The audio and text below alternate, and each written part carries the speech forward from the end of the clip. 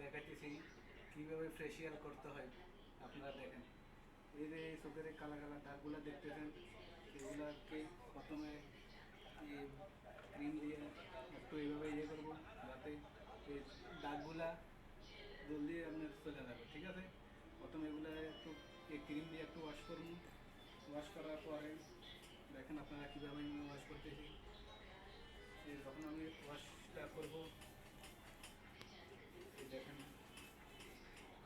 2 minute এইভাবে একটু করবো, এটা যাতে ফেসিয়ালটা একটু ভালো করে মেসেজ হয়। তারপরে স্ক্রাব, যেটা স্ক্রাব এগুলা দিয়ে একটু এইভাবে লাগাবোর পরে 2-3 মিনিট একটু এটা ভালো করে একটু ম্যাসাজ করবো, যাতে এটা ফ্রেশ হয়ে যায়। তারপরে 3 নাম্বার ক্রিম, এটাও স্ক্রাব কিন্তু এটা একটু ভালো। দেখেন এভাবে লাগাবার পরে কমসে কম অন্তত 5 মিনিট এভাবে ম্যাসাজ করার পরে এইভাবে আপনি এই জিনিসটা ম্যাসাজ করবে। এই চোখের এই ঘোরা, এইখানে এখানে এদের কালা দাগগুলা এটা আর থাকবে না।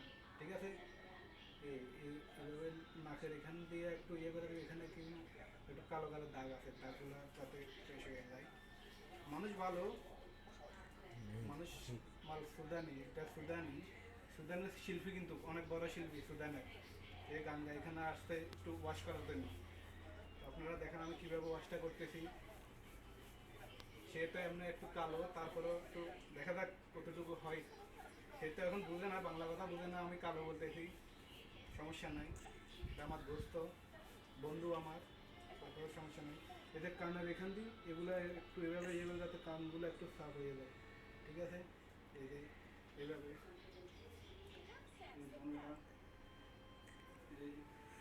এভাবে 2-3 মিনিট করার পরে 5 মিনিট করার পরে এটা ধুয়ে দেবো। এটার নাম হলো ফ্রেশ ওয়াশ, ফেসিয়াল নয়, ফ্রেশ ওয়াশ।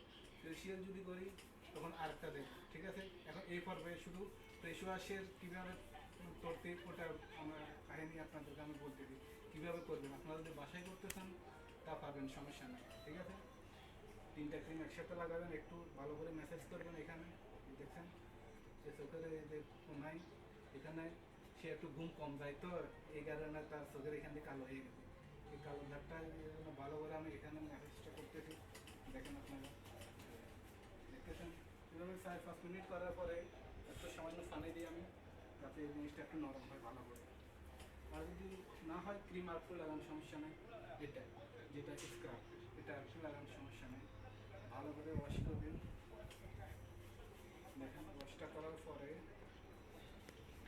আপনার 5 মিনিট পর এটা ধুয়ে দেবেন। ধুয়ে দেওয়ার পরে এটা একদম ক্লিন আসবে।